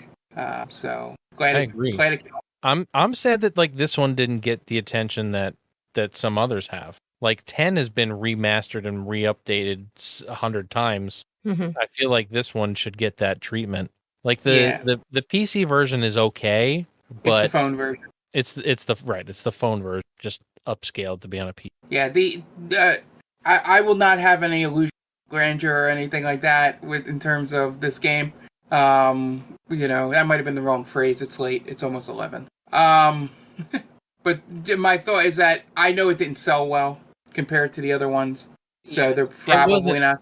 It wasn't as commercially successful As 7, 8, and 10. Yeah. And 8 was only successful because of 7's success. Yeah, exactly. And that's why 9 suffered, was because so many people were thrown off by 8, and which is what happened to me. That's why I didn't buy it. And then I was the exact person that that happened. Yeah, 9 came out in like 99, 2000, late 99, I think. And PS2 was coming out next fall after, and people were like, nah, we're on the new hardware. That last game was shit. We'll wait for the one you put on the good system, on the new system. Yeah. And that's why 9 gets lost. And which is a shame for the people that worked on it. But I think you're more likely to see them remake 8 in 2030 than you would them do anything for 9. Yeah, I agree with you. It's sad, but that's just the way things are. The fact that Zidane wasn't in Kingdom Hearts just shows you. Yeah, I don't think there was any Final Fantasy 9 character in Kingdom The Hearts. only one that I think possibly would be in there is Vivi, but I'm not sure. I'm pretty sure he is not in there. So he's the only one that would be recognizable. And like I said, I'm pretty sure he's not in there. So yeah. It's a shame. And I hope we can bring a little more love and attention to this great game. Because I think if you like Final Fantasy, all right, let's get some scores. Jen, what do you give it? So I just want to say this may be my first. You guys have been pushing for this. This may be my first Let's Play for Game Vault Pod, because I give it so far out of the gate. I'm going to give it a 4. I'm happy to raise my score if I decide that I like it more than I already do. I will be happy to watch you play through this game. Yeah, I think this is it. This is my first one. Awesome. Yeah. I'm glad we got that figured out. Just in time for winter and right? Not wanting to go outside. Exactly. Mark, how about you? Yeah, so I give it a 4.5. There are some flaws in it. One of the characters doesn't really age well. When you're like see what they're going for with the text on there. The part of the storyline gets a little convoluted, but then they straighten it out by the end. But yeah, it's like I said, my 4th favorite Final Fantasy. It's worth a playthrough. So I can't see it being less than a 4.5. I'm with you. 4.5 for me as well. You know me, I'm a stickler about music. This game has got great music, got great visuals, great gameplay. Can't really complain about it. So if you enjoy a turn-based RPG, or excuse me, an ATB RPG, this one is for you. And I think that's a pretty glowing praise. The fact that we are now getting a Let's Play out of it. Yep. And it's not as broken as the one its predecessor. No, it's not. Nothing is as broken as 8. Let's be honest. Yeah. All right. So I think that's pretty good for this game. 4s and 4.5s. That's about where I thought it would be. So, like I said, if you enjoy Final Fantasy, give it a shot. You can find the game anywhere. I'm pretty sure it's on every system still at this point. So go check it out. And it's now time to spin the wheel.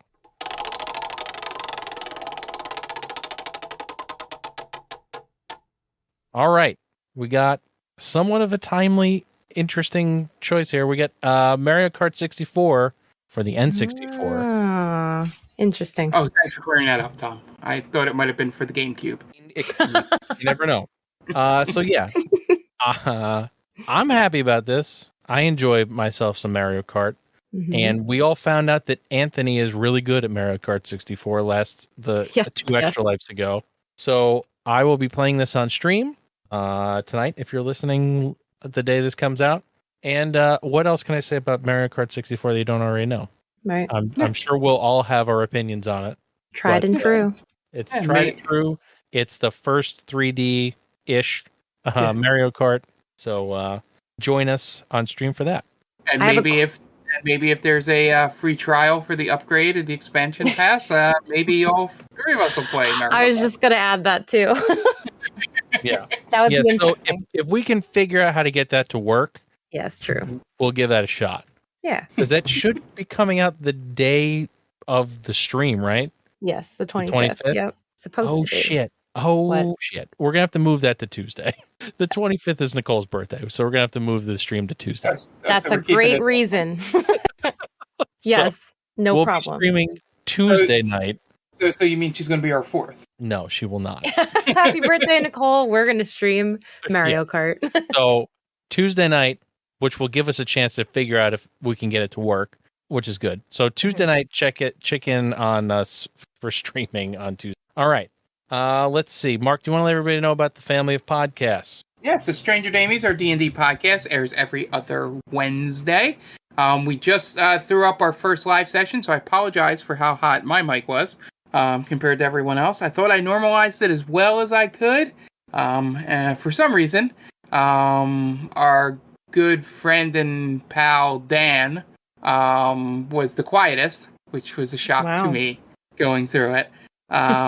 So the downside to that, for those of you that don't know, a little behind the curtain, Dan talks a lot. So the fact that that's why it took me 2 days to edit it, that's why there was a day delay on the release of it last week, because I had to go through and raise all his levels individually throughout it. But I think the session went well. I remembered some things I had forgotten about while writing for the next session. So it was nice and got some ideas from things that I probably said off the top of my head that wasn't in my notes, that I had slightly forgotten about. Not anything major, just slight little callbacks I could make. So that's a little hint for you guys to make sure you listen. So we're on Instagram and Twitter at Stranger Damies. Then we have our movie podcast, They Call This a Movie, airs every Thursday. You can find that on Spreaker or anywhere you get podcasts. We are on Instagram and Twitter at The Main Damie. TheMainDamie.com is our website where all of our content lives. Currently, Anne is finishing up 31 Days of Horror, which is one of my favorite months on the website. So if you haven't already, go back and read everything that he has put on there already. There's one person, I should say 2 people. But in terms of being able to articulate thoughts on some shitty horror movies, I would leave it to no one but Ant of people that I know. So I think you'll enjoy it. So I think the only other thing to mention is that Extra Life finally has a date. I don't know if we had it the last podcast, but I don't think we mentioned it on the podcast yet. So it's Saturday, November 13th, starting 9 a.m. Eastern Standard Time. We'll be on twitch.tv/GameVaultPod. As always, we start off with a session of Stranger Damies, which will be our next session. So the episode you hear in 2 weeks, or it'll be a week because this comes out on Monday. will be the last thing we did, so you'll be leading right in to that live session. So you won't be out of the loop. So that's where we start, and then we just play video games for 24 hours. Mishmash of everything. Tom's going to play an entire 2 hours of horror games. At some point, no. No. The best part is the long planned, but I think we finally figured out how to do it, Wheel of Consequences. That'll go. We haven't decided if we're going to do all bad or part bad, part good things on there to spin the wheel for donations and when people donate stuff. So be on the lookout for that. If you want to donate because you can't make it on November 13th, feel free to go to tinyurl.com/MarkHatesArt. That's MarkHatesArt. So it's tinyurl.com/MarkHatesArt, and that'll take you to our donation page. I've updated the explanation of things on there. So it includes the Wheel of Consequences and stuff like that. So be sure to give that a read over if you are going to Saturday. And hopefully we'll have our poster to reveal to you sometime soon or on Extra Life Day, which is always a fun part of the stream. So be sure to check all that out. And if you have any suggestions for games or things you might want us to put on the wheel, feel free to send a tweet over to @GameBallPod. Outside of Extra Life streaming, Jen, what's our channel normally look like? Yeah, so right now we stream every Monday, Wednesday, and Thursday. So Mondays usually alternate with Retro Roulette, where, as you know, Tom plays through our newest Retro Roulette game that we discuss on our podcasts and then gives his initial thoughts, and Mark's always joining him for those.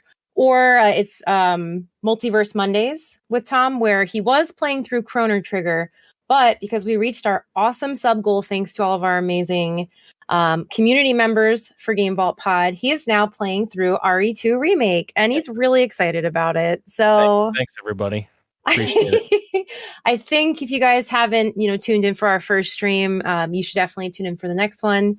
It's a lot of fun, and even though we all poke fun about him being scared, he's doing a very good job considering that he doesn't like horror games. So make sure you don't miss the next one. You're welcome. We always tweet about it, so we'll tweet about it. We'll put it in our Discord when that's going to be live next. And then Wednesdays is currently supposed to be Back for Blood with the three of us, or the four of us, I should say, because our friend Jonathan joins us. Last week, the servers weren't working for me, so if the servers are down, then we'll play Master Chief Collection. So I guess it's kind of up in the air right now. And then a backup, but yeah, we'd like to do Back for Blood as much as possible. Yes, definitely. It's typically Wednesdays are like our first person shooter games, like our community night where we all play together. So, and then Thursdays is co-op stream with Mark. Right now, Mark and myself are playing through It Takes Two. I think we're nearing the end of that game. So after that, I know Mark and Tom have something in mind, so we'll keep you updated on what that's going to be when we get there. But yeah, like I said, it's just 3 days a week right now. Stay tuned for any additional days. As we said before, when the cold weather hits, we'll have nothing else to do, right? So maybe we'll stream more, but we'll let you guys know. Yeah, awesome. And before we get out of here, I also want to mention that we're an affiliate of Stone Age Gamer. If you have any need for retro console accessories, whether they be controllers or cables or power supplies, flash carts or mods, head on over via the link in the description of this podcast. And every time you use that to purchase something, it gives us a little kickback and helps us make this podcast and our streams better for you guys. So I want to thank you all for joining us this evening. I hope you all are staying safe and being well. And for Mark and Jenny, I am Tom, and we will catch you guys in the next one.